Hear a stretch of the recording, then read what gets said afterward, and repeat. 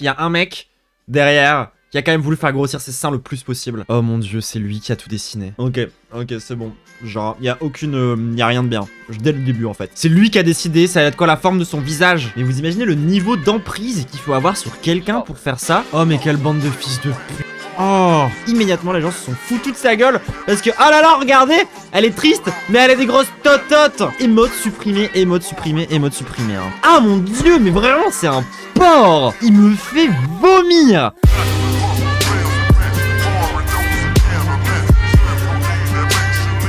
On peut avoir la dernière vidéo de Liv sur Lolo Ferrari. Alors Liv en général elle a les pires conclusions, mais ses vidéos sont intéressantes, donc potentiellement ça peut valoir le coup, d'autant que c'est quelqu'un qui moi m'intéresse particulièrement, Lolo Ferrari. Je pense que j'ai beaucoup de choses à dire. Donc on va parler de choses esthétiques, et aujourd'hui on va aborder un sujet précis quand même, à savoir, je pense, une meuf qui incarne ce qui dégoûte les gens derrière la chirurgie esthétique. Alors du coup je donne un petit peu c'est quoi moi ce que j'en pense a priori. C'est que Lolo Ferrari c'est très probablement une victime dans cette histoire. Je connais pas son histoire. Mais moi d'avoir déjà vu la meuf, j'ai l'impression qu'en fait elle a quand même poussé la chirurgie esthétique dans ses derniers retranchements jusqu'à mettre sa vie et sa santé en danger. Et je pense qu'elle l'a fait, comment dire, de façon consentante, mais que ça reste absolument dramatique. Parce qu'en fait c'est pas parce que t'es consentant que c'est pas dramatique. Enfin je veux dire, moi j'étais consentant quand j'ai fait une TS, vous voyez. Genre je pense que c'est quelque chose de... c'est quelqu'un de purement autodestructeur. C'est une actrice de boule qui a vraiment cherché à avoir les plus gros seins possibles. Concrètement, c'est vraiment ça. Et elle est vraiment connue pour ça. Et faut savoir que du coup, moi, forcément, vu que j'ai un angle de meuf trans, bah j'ai aucun problème, a priori, avec la chirurgie esthétique. Donc, je pense que ça va être intéressant, parce que je pense que le reste de la société a beaucoup plus de mal que moi avec la chirurgie esthétique. Il n'empêche que je suis capable de voir quand c'est un problème, la chirurgie esthétique. Genre par exemple, le BBL, le Brazilian Butt Lift, là, c'est typiquement une opération de con qui met tout le monde en danger, qui est un pur produit fabriqué par la dysphorie de genre qui est imposée par les médias, qui fait que les meufs veulent avoir une taille de gap et un cul énorme, ce qui est biologiquement pas possible en fait. Et du coup en fait ça crée des opérations bizarres qui mettent les meufs genre en grave danger, hein. Enfin genre typiquement il y a pas mal de Kardashians qui ont rétropédalé sur ces opérations là typiquement. Donc en fait je suis pas non plus en mode la chirurgie esthétique c'est trop bien, y a pas de problème dans la chirurgie esthétique, tout va bien. Non, ici on est là pour avoir une opinion nuancée, mais en tout cas ça ne nous dégoûte pas la chirurgie esthétique. A priori c'est un truc au contraire qu'on trouve assez émancipateur. J'adore Brigitte Bardot, Marilyn Monroe. Oh, elle est française? Oh, putain, je savais pas. J'aime beaucoup les femmes. Première découverte de la vidéo. Très pulpeuses, très... Disons que moi j'ai toujours aimé un physique poussé à l'extrême. Les femmes qui s'achètent une robe, elles sont contentes, ça leur fait un cadeau. Bon, moi je change de nez, de bouche, de physique, comme si je changeais de robe. Je suis comme ça dans la tête. Parce que je suis insatisfaite, très insatisfaite.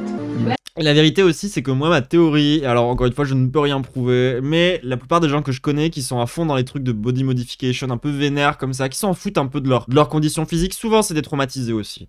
Très souvent, c'est des gens qui ont connu des traumatismes sexuels ou c'est des gens qui ont connu des traumatismes physiques. Je sais.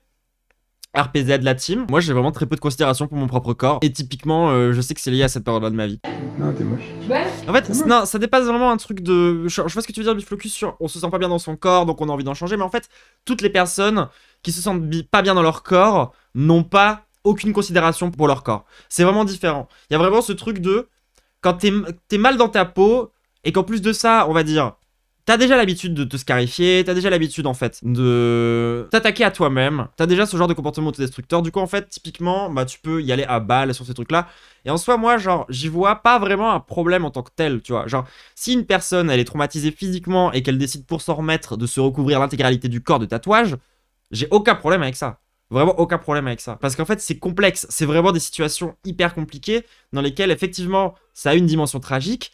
Et en même temps, ça a aussi une dimension émancipatrice en fait, de se réapproprier les violences qu'on a subies. Tu es laide et stupide. Ce sont les mots exacts qu'a prononcé sa mère. Laide et stupide. Donc c'est ça le problème. C'est pour ça que les autres ne l'aiment pas. C'est parce qu'elle n'est pas belle. C'est parce qu'elle n'est belle ni à l'intérieur, ni à l'extérieur. Du haut C'est tellement violent comme début de vidéo.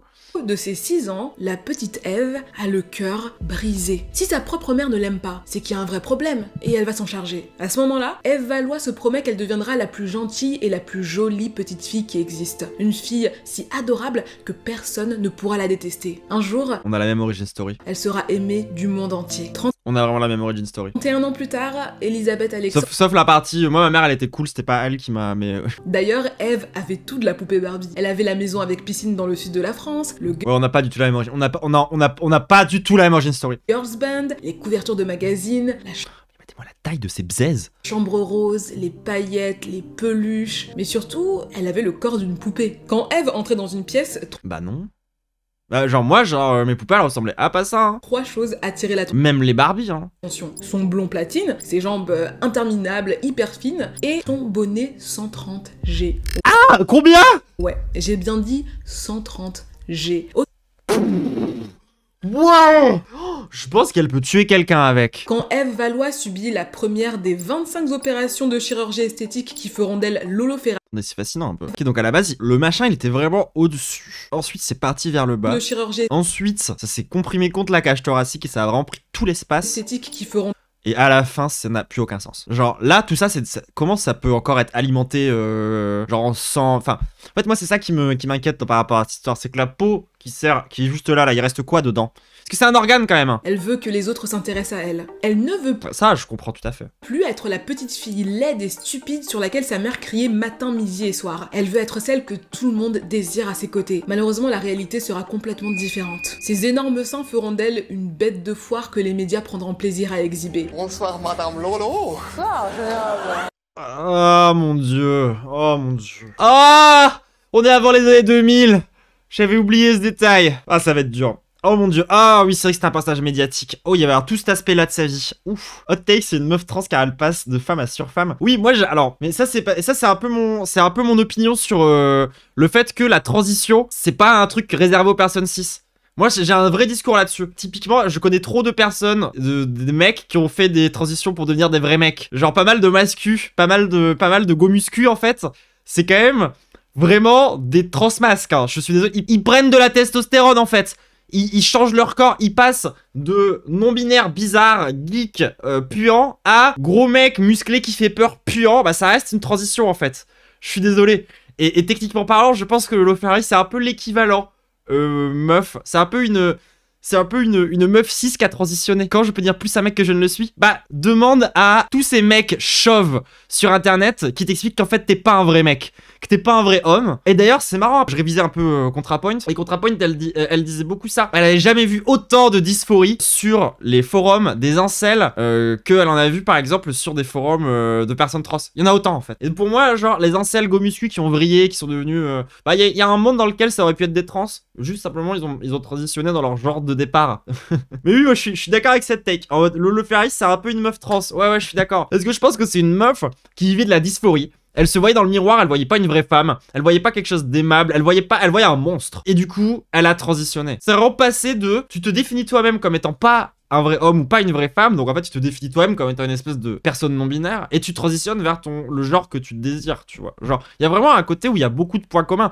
Alors évidemment, ce qui n'est pas en commun, c'est tout l'aspect sociétal, enfin, c'est très individuel hein, comme analyse, hein, bien sûr, genre, il y a pas tout le côté oppression. Et il y a évidemment d'autres différences, parce que par exemple, la différence centrale entre les forums d'incel et les forums de trans, c'est que certes, il y a autant de dysphorie de genre chez l'un et chez l'autre, mais chez les incels, il y a de la haine du coup vers soi, mais il y a aussi de la haine vers les femmes. Et il y a aussi de la haine vers l'extérieur. Ce qu'il n'y a pas chez les trans. Genre, nous, on n'a pas de haine contre les fascistes. On a peur d'eux, c'est pas pareil. Vous êtes sexuellement transmettable, hein? Ah On se moque d'elle, on dit Après là on est en mode c'est pas bien, mais je vous rappelle que à Zen ils avaient la même blague. Hein. Hop, petite balle gratos. alors bien qu'elle soit invitée sur tous les plateaux télé, Lolo Ferrari vit dans une immense solitude. Heureusement, Eric Vigne est là pour elle. C'est lui qui a imaginé sa poitrine, c'est lui qui s'occupe de ses contrats, c'est lui qui gère ses finances, c'est lui qui a transformé Eve Valois en Lolo Ferrari.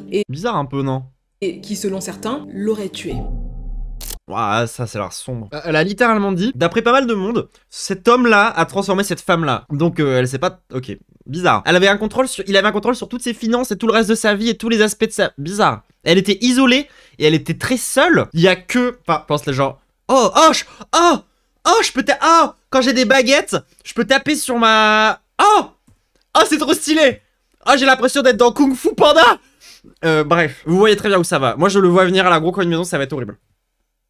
j'adore. 1963, dans une clinique de Clermont-Ferrand, Yvette Valois est en sueur. Elle sue à grosses gouttes. Après des heures de travail, elle vient de donner naissance à son deuxième enfant. C'est une petite fille. Avant même que le bébé n'hurle, Yvette sait exactement comment elle va l'appeler. Ève, Angeline, Aline, Valois. Et ce bébé, c'est Je crois qu'elle aime bien Dieu. sa mère tout craché. Parlons un peu d'Yvette. Yvette, c'est une femme qui a toujours su ce qu'elle voulait dans la vie. Elle voulait 4 enfants, elle en a eu 4. Elle voulait que son conjoint ait un poste haut placé, et monsieur est un ingénieur travaillant dans le programme d'énergie nucléaire de la France. Pas mal ça. J'ai le même diplôme, mais pourtant, c'est pas stylé, hein. Du tout, je trouve pas. Faut vraiment avoir rencontré aucun ingénieur dans sa vie pour... bref. Première fissure. Le père d'Ève n'est jamais là. Et pas seulement à cause de son travail, mais surtout parce que c'est un homme à femme. Des brunes, des rousses, des blondes. Il trompe sa femme dès qu'il le peut. Mais tout ça, Ève, en tant que petite fille, elle ne s'en rend pas vraiment compte. Pour elle, son père est le plus cool du monde. Et ça, c'est quelque chose qu'Yvette ne supporte pas. Se faire tromper, puis voir ses enfants adorer celui qui lui brise le cœur, c'est pas possible. Elle développe une rage indescriptible qu'elle évacue sur ses enfants. Bon, déjà, à l'origine, Yvette n'est pas vraiment une mère poulain. Et c'est pas parce qu'elle est une mauvaise personne, hein, c'est juste une question d'éducation. Chez les Valois, les enfants mangent à part, et surtout,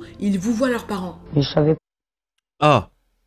Ah. En fait, les parents sont issus d'une famille assez bourgeoise et ils ne font que répéter ce que leurs familles font depuis des générations. Yvette n'est pas vraiment une mère qui donne des câlins à ses enfants ou qui leur lit des histoires une fois qu'ils sont couchés, pas du tout. Elle est même Et c'est ces gens-là qui prétendent défendre la famille, hein. assez distante avec eux.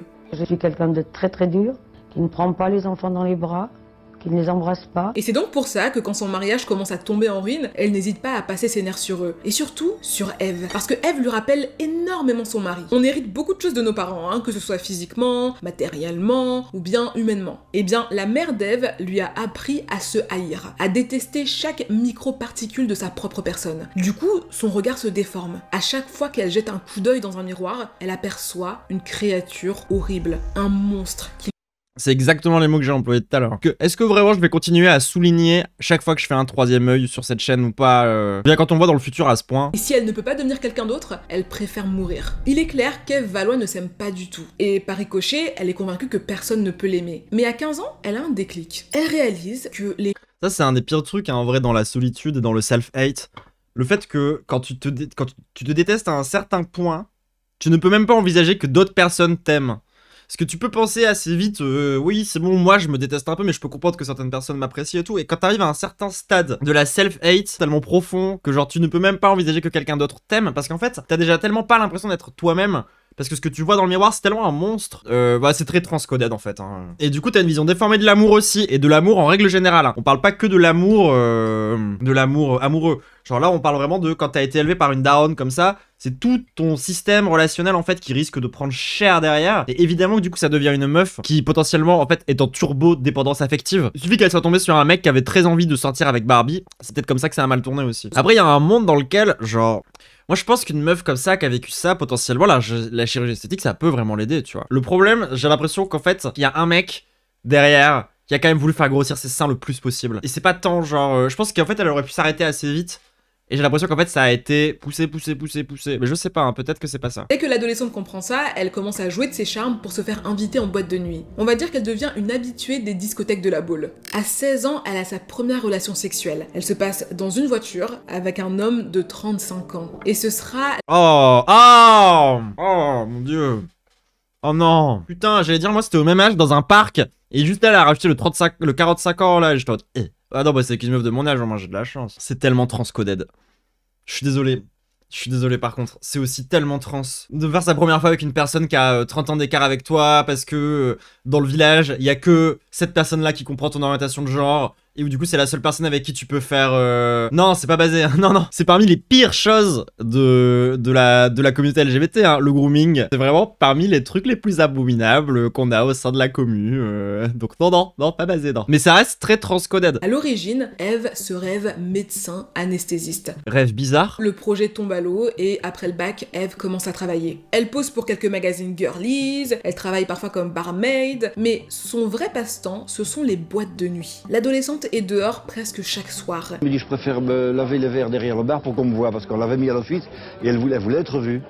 Ah bah j'ai dit, écoute, si tu veux les laver derrière le bar, lave-les derrière le bar. Alors là, évidemment, les garçons la regardaient, les jeunes. True Attention Whore Energy, j'adore, hein, je suis un peu fan quand même. Une réputation qui colle pas forcément à l'image bon chic bon genre de sa famille. Ses parents ne savent pas quoi faire d'elle. Ils la supplient de se calmer. Les bourgeois et leurs angoisses, hein. Et d'ailleurs, plusieurs fois, ils lui disent « Eve, viens là, assieds-toi, on va discuter. » Et puis, ils lui passent un savon, quoi. Mais écoute, ma chérie, là, t'as fait assez de frasques dans la ville, tout le monde sait qui tu es, on a super honte, va falloir que tu te calmes, en fait. Les boîtes de nuit, les relations à gauche à droite... Mais de toute façon, tu l'as détestée déjà, quoi qu'elle aurait fait...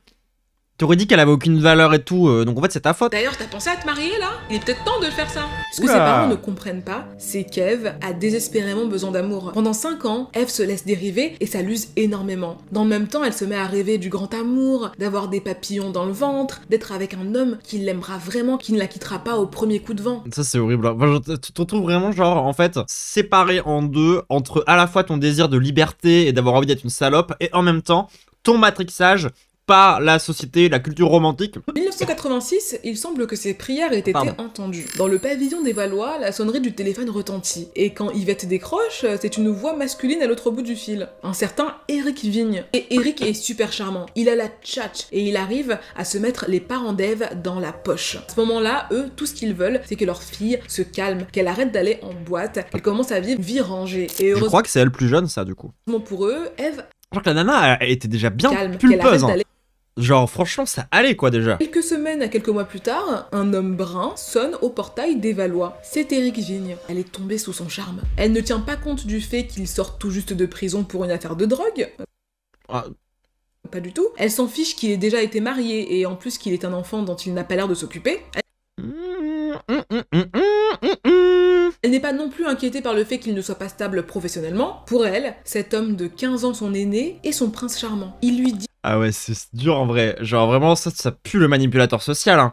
tout ce qu'elle a toujours rêvé d'entendre. Elle est si belle, elle est si intelligente. Elle a toujours rêvé d'être une star. Eh bien, il sera son manager et il fera d'elle la Marilyn Monroe française. Après cette première rencontre, Éric et Eve ne se lâchent plus. Non, c'est pas un mec hétéro lambda, il sort de prison, hein, encore une fois. Mais en fait, justement, c'est là que lorsque je dis red flag manipulateur social, c'est genre vraiment le mec sort de prison, il n'a pas d'emploi, il a réussi à se mettre les parents dans la poche, alors que c'est des bourgeois. C'est là que tu vois que le mec, il a forcément fait ça avec de la manipulation. Je ne vois pas comment, genre, avec ce genre de parents, dans ce genre de lore, ce genre de mec arrive à ce que ça passe crème, sauf si derrière, il est full manipulateur social, tu vois, je vois pas comment c'est juste possible. Éric Vigne avait 15 ans de plus qu'elle. Il a simplement profité de sa naïveté, quoi. 2 ans plus tard, en novembre 1988, Eve et Éric se marient. Éric n'a toujours pas de travail, hein. Il a enchaîné les idées de business foireuses, mais ce n'est pas grave, parce qu'il a une nouvelle idée. Et pour la lancer, il a juste besoin que le père d'Eve lui prête 300 000 francs. Et Monsieur Valois accepte. Et aussi, maintenant qu'ils sont mariés, le couple Vigne a besoin d'avoir son propre chez-soi. Et justement, Eve et Éric ont repéré une trop mignonne maison à Peymeinade, à 5 km du centre-ville de Grasse. Ce sera l'occasion pour eux de prendre un nouveau départ, loin de la Baule. Alors, je sais pas si ça va être le cas dans son histoire à elle, mais en plus de ça, dans ces histoires-là, ce qui se passe assez typiquement, du coup, c'est voilà, meuf qui est dans un foyer violent, du coup, fait la salope un peu partout parce que c'est kiffant d'être une salope, du coup, est quand même matrixée par la culture romantique et cherche absolument à avoir et à trouver l'amour. Trouve l'amour de la part d'un mec plus vieux, potentiellement lui-même violent, et en fait, généralement, l'étape d'après dans cette histoire-là, dans le stéréotype de cette histoire-là, c'est le mec devient incroyablement jaloux parce que la meuf du coup elle a un gros body count et du coup ça le fait péter un plomb et il commence à plus ou moins la séquestrer. On va voir si c'est une histoire à ce point typique ou peut-être que en fait la notoriété de Lolo Ferrari lui a permis d'éviter ce cas-là, en fait, qui est un cas vraiment, mais... Ça a l'air très spécifique comme ça quand j'en parle, mais si vous connaissez... Enfin, normalement, on en connaît tous déjà qui ont vécu ce genre de truc. Ni Eve, ni Éric ne travaillent. Elle est beaucoup plus belle que lui, j'ai trop le seum. J'ai une pote qui a vécu exactement ça, chirurgie comprise. Mais non, mais oui, mais voilà, mais c'est vraiment des histoires. C'est badant, hein, à quel point c'est structurel. Tellement c'est les mêmes histoires à droite à gauche. Ils se portent garant auprès de la banque, ce sont eux qui vont financer cette maison. Finalement, en novembre... Bon, au moins, c'est pas le mec. En même temps, ça va qu'il est pas riche. Sinon, il aurait pu posséder la maison, ça aurait été encore pire. Je pense que le mec est doublé d'un exhibe et qu'il va faire l'inverse, la surexposer au max. Ah, mais attends. Non. Séquestrer quelqu'un et en faire une personnalité médiatique, c'est pas deux choses qui sont en opposition et qui sont incompatibles. Regarde la carrière de Britney Spears. Elle a enfin trouvé quelqu'un qui l'aime vraiment et sa nouvelle vie peut commencer. 2 ans plus tard, son époux et elle seront assis dans le cabinet cabinet d'un médecin. Stylo dans une main, feuille dans l'autre, Eric Ouais, c'est expliquera au Toubib comment dessiner parfaitement la nouvelle bouche de sa femme. Oh mon dieu, c'est lui qui a tout dessiné. Ok, c'est bon. Genre, y a rien de bien. Dès le début en fait. Direct, dès le début, ça va pas. Ça ne va pas. Ah ouais, femme objet au max. Ah ouais. C'est lui qui a décidé, ça va être quoi la forme de son visage. Mais par contre, là, c'est genre... le mec l'a dépossédé de son corps, on est d'accord.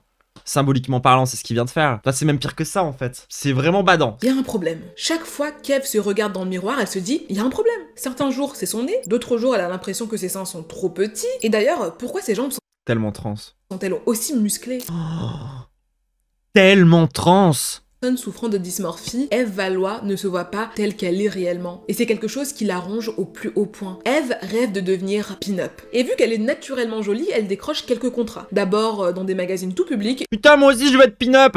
Vous connaissez pas des agences de modeling et tout? J'ai envie d'être modèle aussi. Je suis anorexique, donc j'ai tout ce qu'il faut normalement. Mais ça ne la rassure pas du tout. Elle regarde ses photos et malgré les compliments des photographes, elle se dit non, il y a un truc qui cloche. Elle en est sûre, si elle avait un autre physique, elle aurait plus de contrats. De son côté, Eric Vigne n'en peut plus de vivre en comptant le moindre franc. Un soir, il a une idée de génie. Il fait asseoir Eve sur une chaise, il se tient devant elle, debout, une feuille à la main, et là, il dessine chaque trait du visage de son épouse. Ensuite, il ajoute sa touche personnelle, des sourcils un peu plus hauts, une bouche plus pulpeuse, des yeux de chat. Après 30 minutes, il montre son chef-d'œuvre à Eve. Regarde comme tu serais plus belle avec quelques petits changements. Quelques jours après... Waouh.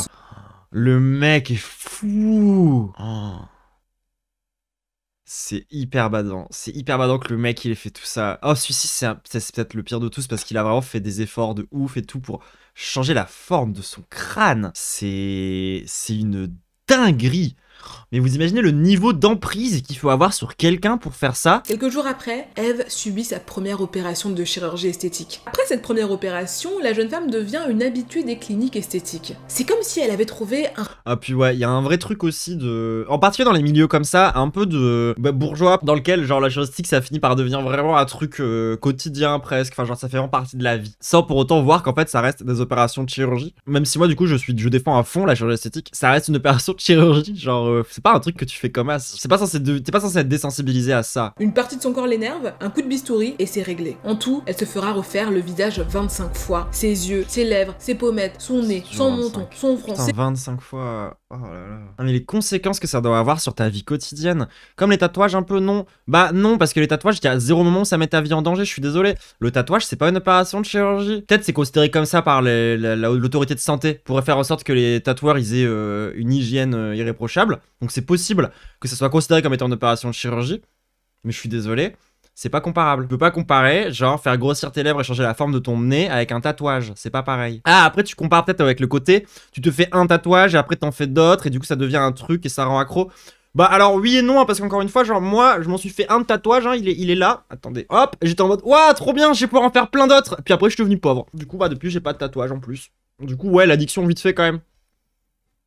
Sont ses seins. Eric et elle rêvent d'un tour de poitrine de 180 cm. 180... Ça me entrait de pas savoir à quoi je ressemblais si aucune opération... Bah alors là pour le coup de la papa, je suis désolé, ça c'est une remarque, je vais être obligé d'être assez, voire très critique vis-à-vis de ce que tu dis, tu vois. Mais genre, ne dis pas ça à des personnes, en particulier sur un chat où il y a des personnes trans qui ont peut-être déjà fait des opérations de chirurgie esthétique en fait. Là, ça c'est une phrase qui est plus... C'est une forme de phobie que tu peux avoir, et c'est pas grave, tu vois, autour de la chirurgie esthétique. En mode genre, ça te dégoûte. Il y a quelque chose au fond de toi en fait qui te dérange. Mais évite d'étaler ça autour de toi si tu veux dans un certain sens. Encore, moi ce qui me entrait ça aurait été de mourir sans savoir à quoi j'aurais ressemblé en tant que meuf, tu vois.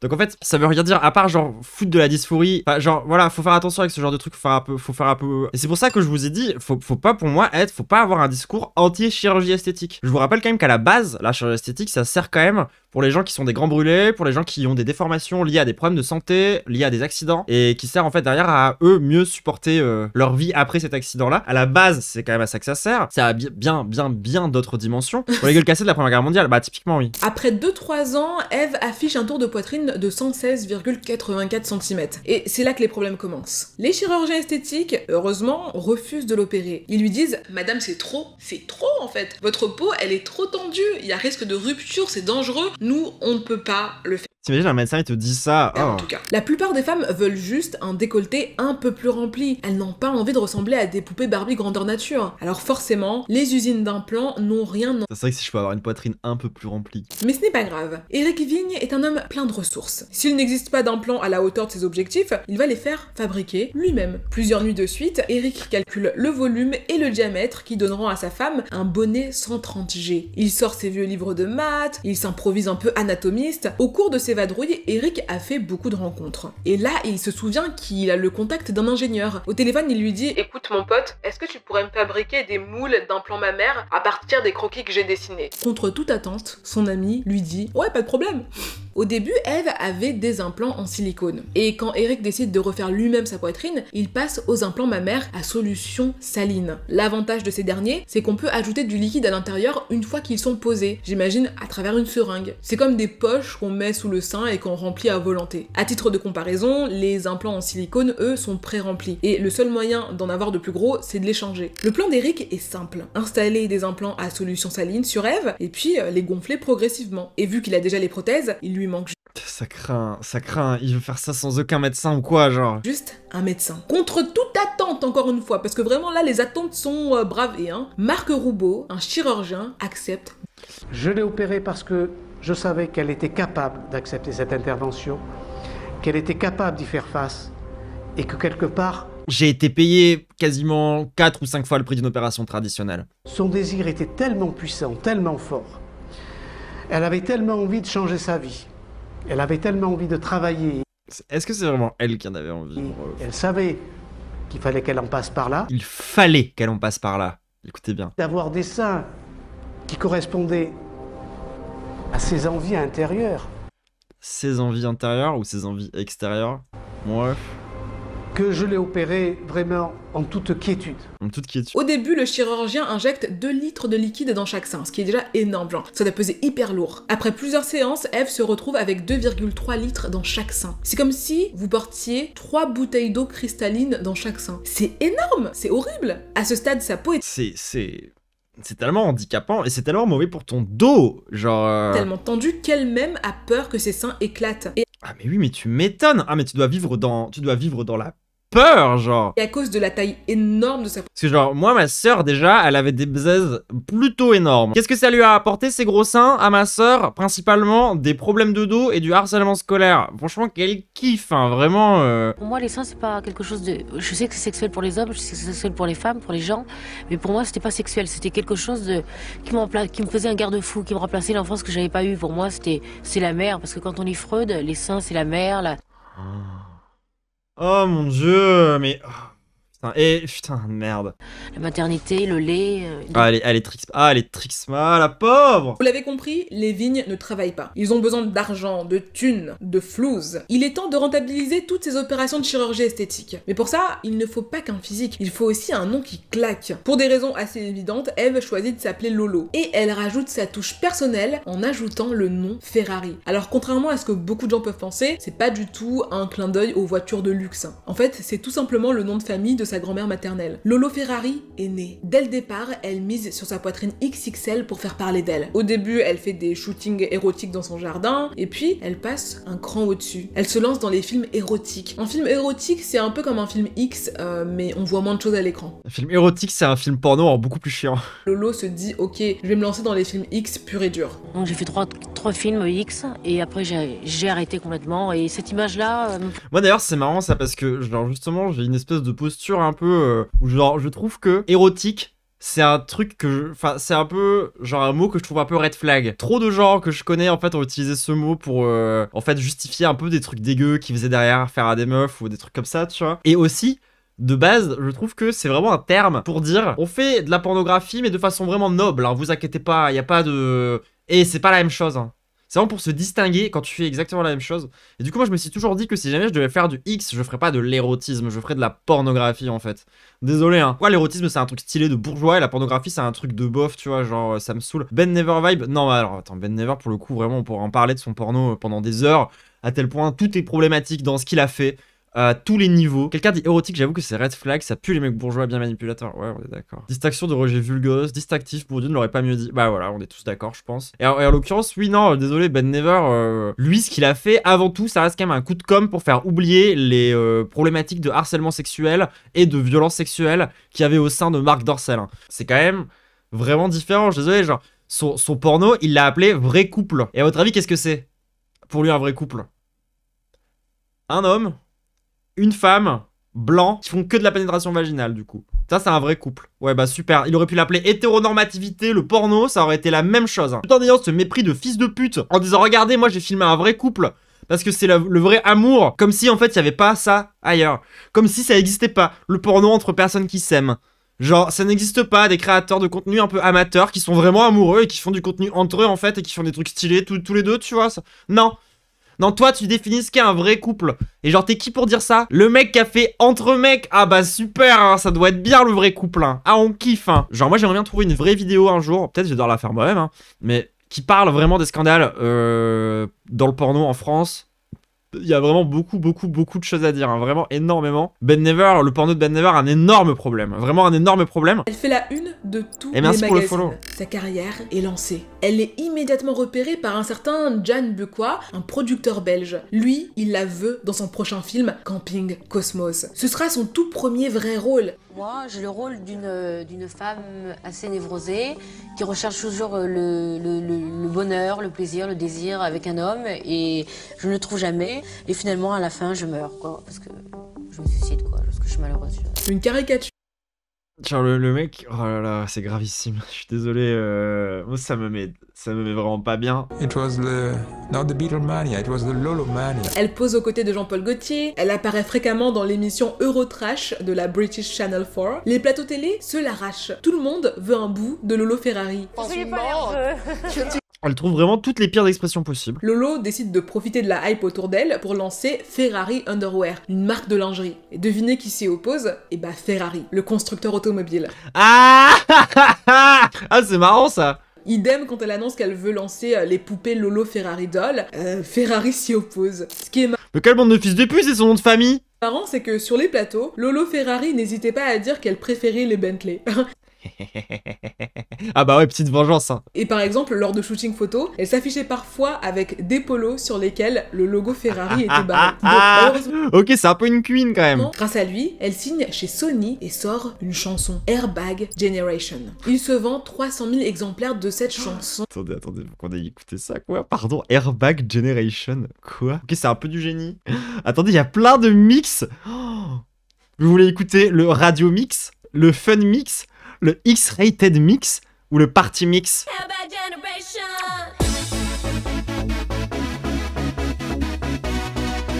Ça c'est le radio mix du coup. C'est un peu nul hein. On va regarder les paroles.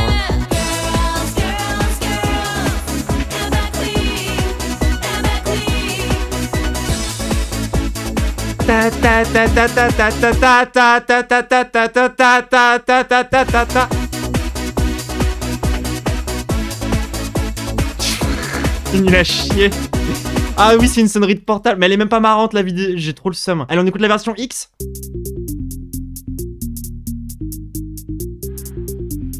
Bizarre un peu. Mais toujours ce clavier complètement gaze. Brad Summer. Et ce titre permet à Lolo Ferrari de faire la tournée des cabarets et des boîtes de nuit. Une fois de retour dans sa loge, Lolo Ferrari avale une boîte de cachet, parce que sa nuit est loin d'être terminée. En fonction des dates, il arrive qu'elle aille voir un ou plusieurs hommes à l'hôtel. Vous avez compris, hein. Alors, il existe très peu d'infos concernant cet aspect de la vie de Lolo Ferrari. Mais selon certaines sources, il fallait débourser jusqu'à 1500 € pour une soirée avec elle. Et bien sûr, ce n'était pas elle qui touchait l'argent. Vous l'avez deviné? Bah, c'est bien Eric, sûr. son mari. C'est lui qui trouve les clients, qui négocie les deals et surtout qui encaisse l'argent. Il dépose Lolo à l'hôtel, il vient la chercher. C'est clairement son proxénète, quoi. Mais le pire, c'est qu'en 1997, Lolo Ferrari devient ringarde. L'effet de mode est passé, elle ne fascine plus autant, elle ne fait plus autant fantasmer. En fait, on l'a déjà vue partout et sous tous les angles, elle n'intéresse plus. Retour à la case départ. Le couple est tellement fauché qu'en 1998, Eve est obligée de remettre un pied dans le porno. Mais là encore, c'est pas assez, il faut plus d'argent. Du coup, Eric, la tête pensante du duo, a un plan. Il va lancer un girls band. Et d'ailleurs, il a déjà un nom. Lolo and the Silicon Girls. Il recrute 2 autres filles. Audrey, et l'une est brune, l'autre est rousse. Elles n'ont que 19 et 24 ans. Et Eric les manipule, il leur vend du rêve. Elles seront des stars, elles feront des tournées en Europe et même aux USA. Elles feront la fierté de leurs parents. Et il faut évidemment qu'elles aient une poitrine importante et surtout opérée et siliconée. Ah, son tiers de fétichisme. Ils ont juste à signer là, en bas de ce contrat. Et quel contrat, les amis? Ah, mais son tiers de fétichisme. Quel contrat? Je vous en lis un extrait. Article 5. Aspect physique du groupe. La caractéristique physique principale du groupe est la forte poitrine de chaque femme. La poitrine de chaque membre du groupe fera au minimum 95 cm de tour, avec une profondeur minimale de bonnet de soutien-gorge de caractéristique D. Norme française. C'est légal? Sincèrement, il y a des gens qui s'y connaissent un peu là-dedans ou... On a le droit de faire ça? Je trouve ça un peu grave, genre... Jour après, elle se réveille avec un énorme 105D. Comme Lolo Ferrari a une poitrine refaite et qui est très très belle, c'est pareil pour nous, on va se la faire refaire et ça va être génial parce qu'en plus ça fait longtemps qu'on en voulait une. Donc ça tombe bien, c'est parti et on va le faire. Ça y est, c'est parti. Et ça, pareil, c'est pas un peu un truc un peu typique de mec enfin, de mec qui a une emprise sur une meuf, de vouloir étendre son emprise sur d'autres meufs? Parce que moi, j'ai un peu déjà vu ça ailleurs aussi, mais bon. Notamment dans certains... Bon, bref, dans certains lore polia, faut se méfier parfois. Lolo and the Silicon Girls lance une première tournée, et c'est un fiasco. Enfin, on est encore une fois sur un mec qui fait tout ce qui est en son pouvoir pour tenter de convaincre des femmes d'agrandir la taille de leur poitrine, quoi. Le fond de l'histoire, ça reste ça, il faut pas l'oublier, quoi. Et après ça, le couple Vigne n'est plus que l'ombre de lui-même. Moi, je pense quand même aux 2 jeunes filles qui se sont fait opérer, juste pour faire partie d'un groupe qui ne fonctionne pas. Mais bref, c'est un autre sujet. Eric et Lolo n'ont plus de source de revenus. Ça, c'est seulement en théorie, hein, parce que sous le manteau, Eric continue ses petites activités de proxénète. Sauf que cette fois, Lolo travaille chez eux et parfois à l'hôtel. Ça, c'est la chambre, en fait, que les gens utilisaient pour faire des affaires sexuelles avec elle. En fait, les gens qui payaient Vigne, ceux qui faisaient... Attendez, genre... Attendez, quoi? C'est une vidéo d'Urbex dans la villa de Lolo Ferrari. Et du coup, le mec, il montre, genre, la chambre où son mec l'a prostituée et il est en mode, genre, c'est trop intéressant. Je veux dire, ça, c'était la chambre bordel, entre guillemets. Genre, c'est une malédiction de quel niveau exactement ça? Je suis pas bien, je suis pas à l'aise avec ce genre de contenu, je suis désolé, genre, c'est bizarre, non? Genre, moi, à la base, je trouve ça... Enfin, après, il y a toujours eu des problèmes dans l'Urbex, mais bon, bref.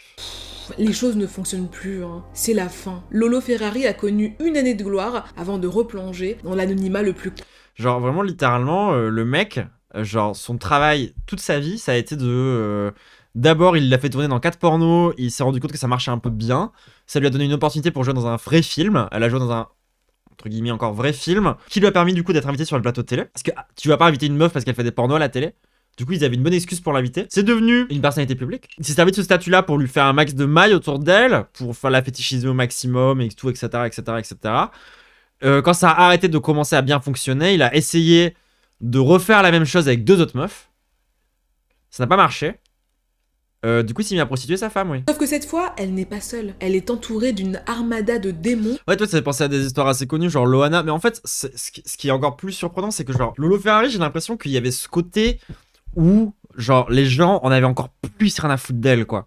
C'était vraiment un objet. Parce qu'elle parle pas beaucoup, je trouve, de comment on parlait d'elle. Parce que pour moi, Lolo Ferrari, j'en avais déjà entendu parler, quoi. J'ai déjà entendu plein de blagues sexistes à son sujet, tu vois. C'était un personnage de la pop culture, tu vois. Et les gens, quand ils parlent d'elle, c'était vraiment immonde. Mais systématiquement, genre vraiment, c'était d'un niveau de sexisme. En interview, Lolo Ferrari, elle est pétillante comme du champagne. Elle rit, elle sourit, elle rigole, elle illumine la Elle prend énormément de cocaïne. pièce comme un rayon de soleil. Je suis spéciale dans ma tête. Sans doute, mais... On voit bien déjà avec mon physique que je suis spéciale. Mais quand les En vrai, Diag, là, vraiment, cette simple phrase-là, on aurait vraiment dit quelqu'un sous C, non? C'est pas juste une vanne, attendez. On voit bien déjà avec mon physique que je suis spéciale. toutes ces choses, c'est parce que je ne supporte pas la vie. Mais ça n'a rien changé. Il y a des moments où... Ouais, personnalité suicidaire. Hein. Franchement, genre... Enfin, moi, mon diagnostic, c'est ça, hein, depuis le début, quand ils en parlent. C'est vraiment profil autodestructeur suicidaire, genre... Je me déconnecte totalement de la réalité. Dans ces moments-là, je peux tout faire, absolument n'importe quoi. J'avale des pilules, je me jette par la fenêtre. Mourir semble alors vraiment très facile.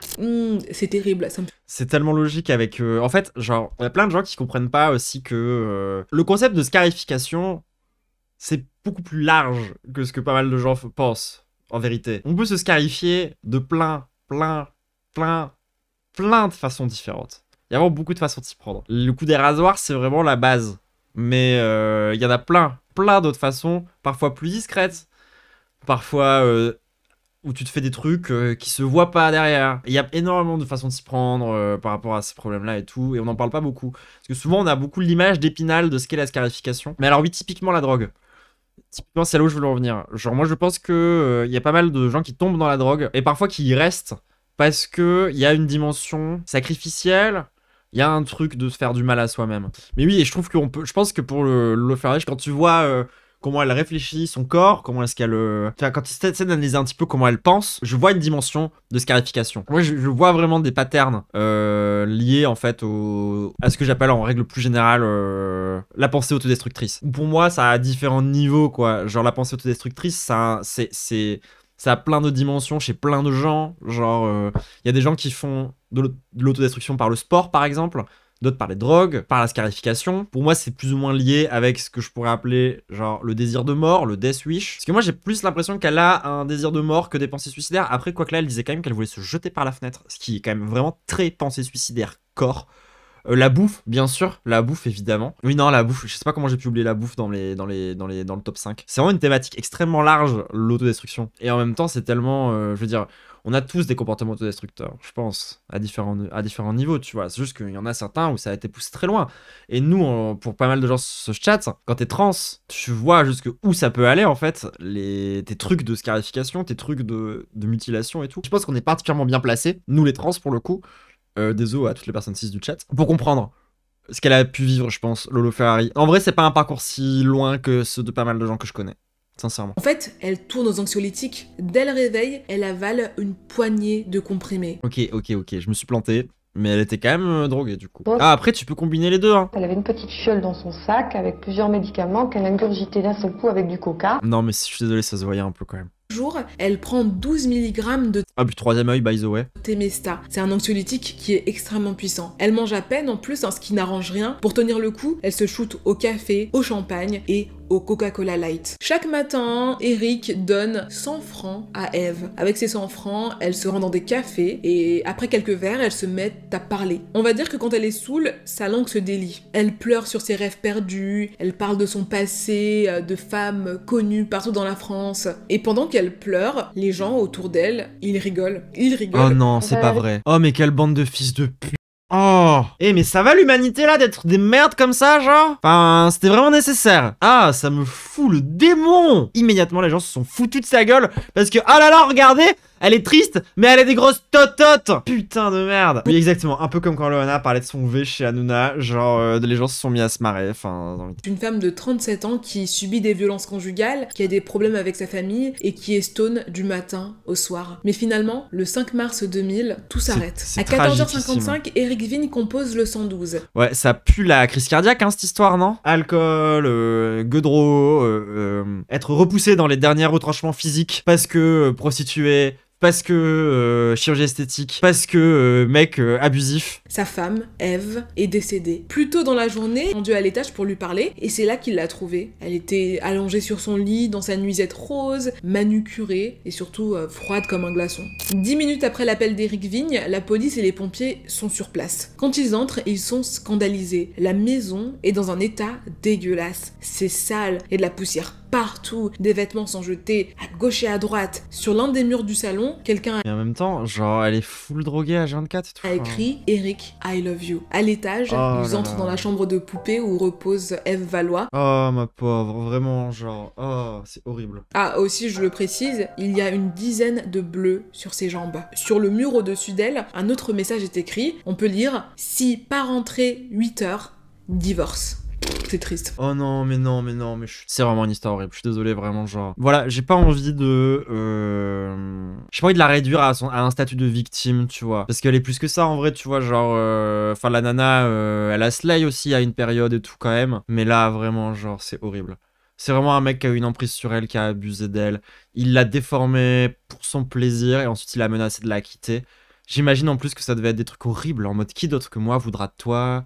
Et il devait sûrement genre exercer le même genre de... Il devait sûrement lui faire le même genre de remarque que sa mère quand elle était petite, tu vois, genre. Je pense que la nana, genre, dans son enfance, et genre vers la fin de sa vie, genre, elle a dû connaître la même violence en fait. Je suis pas bien. Pendant qu'il rédige son procès verbal, la police en profite pour interroger Eric Vigne. Selon lui, la veille, Eve serait rentrée aux alentours de 22h. Vu qu'elle avait des soucis respiratoires, sûrement à cause de ses prothèses, elle aurait insisté pour dormir seule dans leur chambre à coucher. Elle est montée. Mais bien sûr, si tu dors sur le dos avec genre 5 kilos sur le torse tous les jours, ça doit te baiser tes capacités respiratoires, non? Et le lendemain matin, il l'a trouvée morte. Mais ça, c'est la version courte. Parce que Eve n'était pas juste dépressive, elle était aussi suicidaire. D'ailleurs, elle avait plusieurs fois tenté de sauter la vie. Et elle en a parlé aux caméras aussi, le plus à plusieurs reprises et personne n'a rien fait. C'est que quelques jours avant, Eve avait même organisé son propre enterrement. Elle était allée jusqu'à visiter une entreprise de pompes funèbres pour finaliser sa cérémonie d'adieu. Logiquement, au début, les policiers croient à un suicide. Mais plus ils regardent les éléments, plus ils se disent qu'il y a quand même quelque chose de louche dans cette histoire. Lors de toutes ses précédentes tentatives, Eve a laissé une lettre, mais pas cette fois. Et puis, Eric a oublié de mentionner quelque chose de vital. Son couple battait de l'aile. Oublié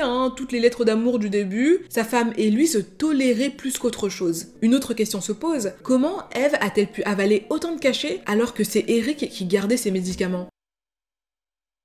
Je commence à passer de la tristesse à la colère. En interrogeant le mari, les policiers se rendent compte qu'il ne leur a pas tout dit. Par exemple, quand il appelle les secours, ça fait 1 heure qu'il a trouvé le corps sans vie de sa femme. Et son explication, elle est vraiment lunaire. S'il n'a pas directement appelé les pompiers, c'est parce qu'il parlait avec l'âme d'Eve. Bref, faute de preuves, la police le laisse partir et conclut à un suicide par overdose médicamenteuse. Et là, immédiatement, Eric Vigne insiste pour que sa femme soit incinérée. Selon lui, c'était le souhait d'Eve parce qu'elle ne voulait pas être dévorée par les vers. Ça c'est très bizarre quand on sait qu'elle a demandé à être enterrée avec un ours en plus. Bah oui, ça n'a pas de sens. Heureusement, les parents de la jeune femme s'opposent à cette décision et un juge leur donne raison. Après toutes ces péripéties, Eve Valois est enfin enterrée. Mais immédiatement après la cérémonie, le corps est renvoyé en chambre froide et ce pour être examiné.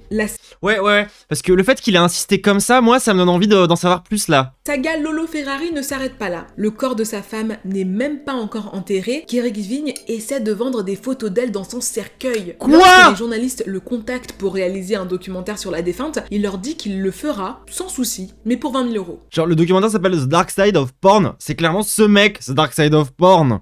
Mais il est sérieux, c'est quoi l'indécence de ce mec? Mais genre, vendre des photos de ta femme morte, c'est ton premier putain de réflexe, espèce de fils de pute. Mais jusqu'au bout le gars quoi. C'est une dinguerie quoi. Émote supprimé, hein. Putain de merde. Les parents d'Eve sont convaincus qu'Eric l'a tuée. Ils portent plainte pour abus de faiblesse. We believe Eric Vigne killed her because he did not need her anymore. Suite à leur initiative... Bah oui, mais en fait, et je pense même que c'était devenu un poids pour ce mec et qu'il voulait s'en débarrasser, mais c'est tellement... De toute façon, il la voyait déjà comme un objet.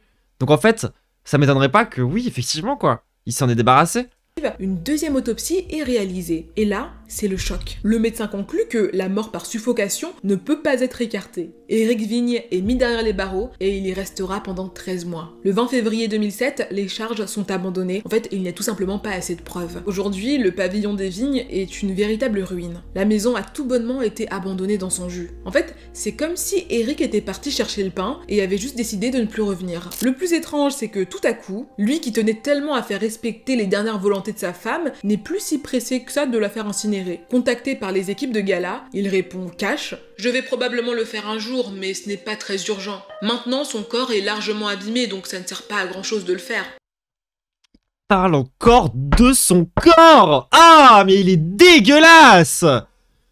Ah mon dieu, mais vraiment c'est un porc. Il me fait vomir. Il me provoque un dégoût tellement profond. Ah mais avec sa vieille tête là, genre c'est même pas une tête de nazi, c'est encore pire, genre ou de scientifique nazi. Aujourd'hui, elle repose dans une tombe anonyme au cimetière de Romiguer. Toute sa vie, Eve Valois a rêvé de s'aimer et d'être aimée. Pour ça, elle s'est hypersexualisée et elle s'est transformée en Lolo Ferrari. Est-ce que ça a marché? De toute évidence, non. Il ne reste plus qu'à espérer que là où elle est aujourd'hui, elle ait enfin trouvé le vrai amour. Cette histoire est super triste. Je fais la conclusion de Normie, quoi. Vraiment, genre, après tout ça, t'as que ça à dire. Non, mais oui, c'est très factuel, écoute, bon. Non, elle aurait pu faire pire comme conclusion. Non, vraiment, les gens, je trouve que, sincèrement, genre, ne pas mettre de conclusion, c'est mieux que de faire une conclusion de macroniste. Je vous assure, elle a déjà fait des conclusions bien pires que ça. Où limite, elle mettait sur le dos de gens qui s'étaient fait harceler, leur harcèlement, en mode c'était leur faute un peu quand même. Donc, vous inquiétez pas, genre, elle peut vraiment faire pire. Oui, elle s'améliore. Oui, exactement, oui. Je vois tout le monde est choqué, mais en fait, sincèrement, c'est une amélioration assez nette par rapport aux autres vidéos qu'on a pu mater d'elle. Bon la team, merci encore, hein, le stream, les thunes, la moula, tout ça, et l'amour, surtout quand même, c'est le plus important hein, dans la vie. Et allez, bonne nuit le sang.